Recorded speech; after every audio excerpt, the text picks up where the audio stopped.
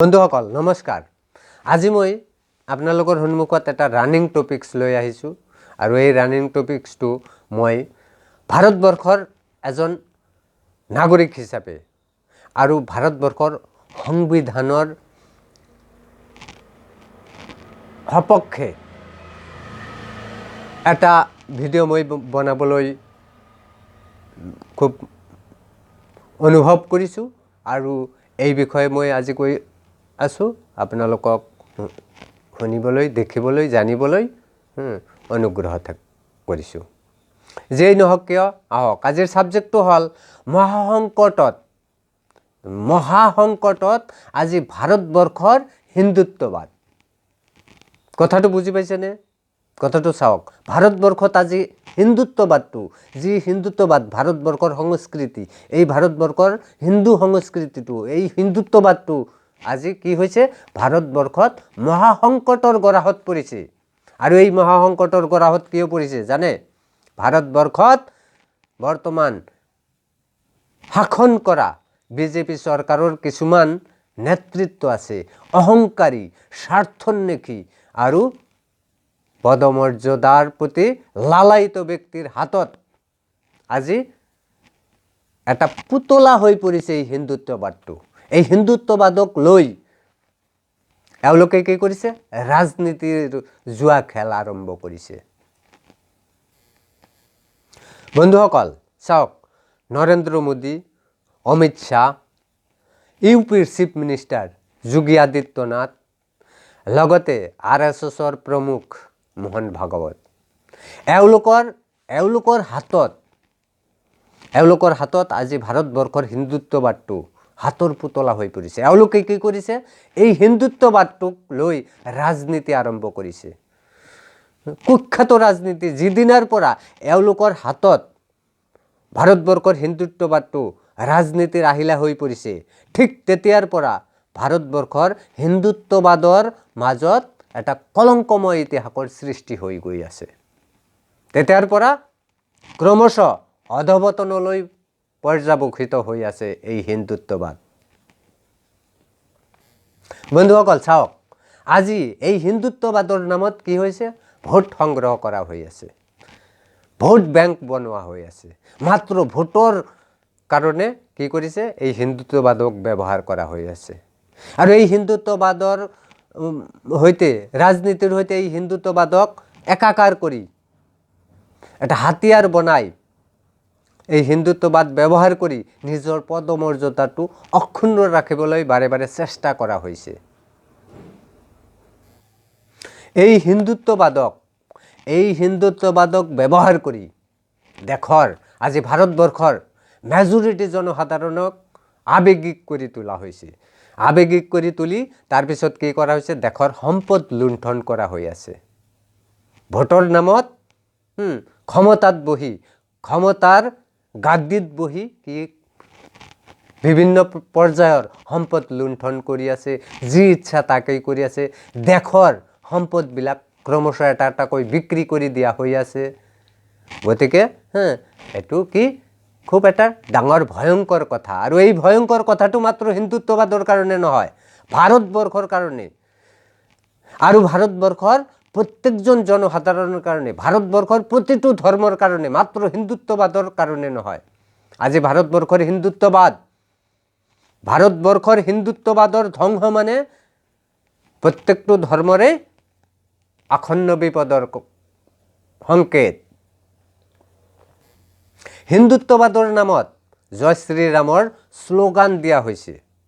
জয় শ্ৰীৰামৰ শ্লোগানৰ নামত মানুহক আৱেগিক কৰি তোলা হৈছে। আৰু এই আৱেগৰ সুযোগ এওঁলোকে কি অহৰহভাৱে গ্ৰহণ কৰি আছে। কিন্তু মানুহতো ভাৰতবৰ্ষৰ জনসাধাৰণ কি হৈ আছে? আৱেগিক হৈ আছে। এওঁলোকে যে লুণ্ঠন কৰি আছে, লুণ্ঠন ৰাজ আৰম্ভ কৰি দি আছে, সেইবিলাকৰ প্ৰতি কি মানুহৰ চেতনা নাই। তাৰ মানুহটো আৱেগিকেই হৈ পৰিছে। কিন্তু হয়, কথাটো সঁচা, এদিন এই আৱেগ নিশ্চয় আৱেগটো কি হ'ব? শেষ হৈ যাব। তেতিয়া মানুহে বুজি পাব।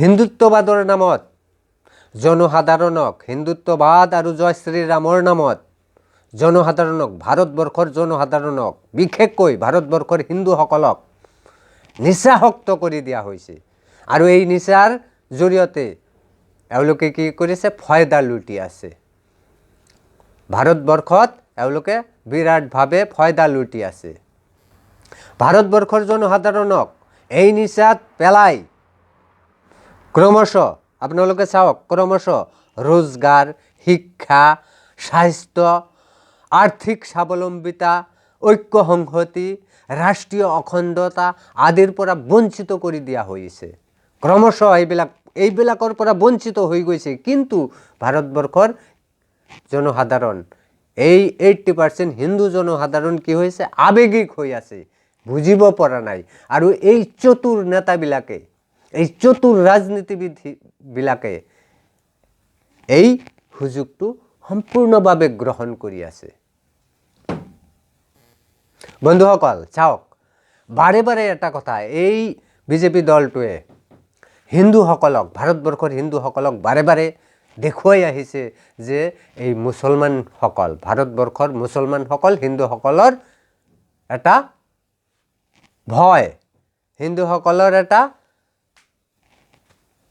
শত্ৰু কিন্তু এই কথাটো মনত ৰাখক এটা প্ৰশ্ন বাৰে বাৰে উত্থাপন হৈ আহিছে এই প্ৰশ্নটো কিন্তু এই নিচাক্ত হিন্দুসকলক বুজিব দিয়া নাই যে যদি মুছলমানসকল হিন্দুসকলৰ ভাৰতবৰ্ষত মুছলমানসকল যদি হিন্দুসকলৰ শত্ৰু ধ্বংসকাৰী ব্যক্তি তেন্তে চাওকচোন মোগলসকলে ভাৰতবৰ্ষত কিমান 300 বছৰ ৰাজত্ব কৰিছিল নহয় কিন্তু সেই 300 বছৰত কি আছিল মোগলসকলে জানো এই হিন্দু হ্যাক কৰি দিব পৰা নাছিল নিশ্চয় হ্যাক কৰি দিব পাৰিলেহেঁতেন কিন্তু কি এটো কৰা নাই মোগলসকলে ইতিহাসে কথা কয় ইতিহাসে কথা কয় কিন্তু আপুনি চাব বিভিন্ন প্ৰকাৰৰ ইতিহাস আছে গতিকে ভাল ইতিহাস আপুনি চালি জাৰি চাওকচোন ভাল ইতিহাস আপুনি পঢ়ক কনফুচিয়াছে কৈছে নহয়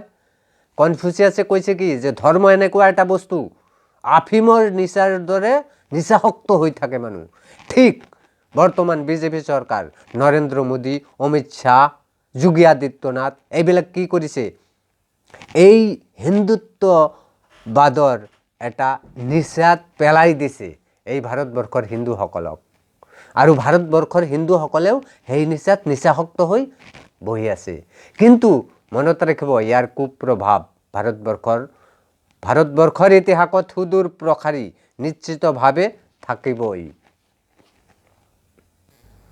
বন্ধুসকল চাওক ইতিহাস সকলো সময়তে ইতিহাস চিৰদিনৰ কাৰণে এক্সপেৰিমেণ্টৰ এটা ইনষ্ট্ৰুমেণ্ট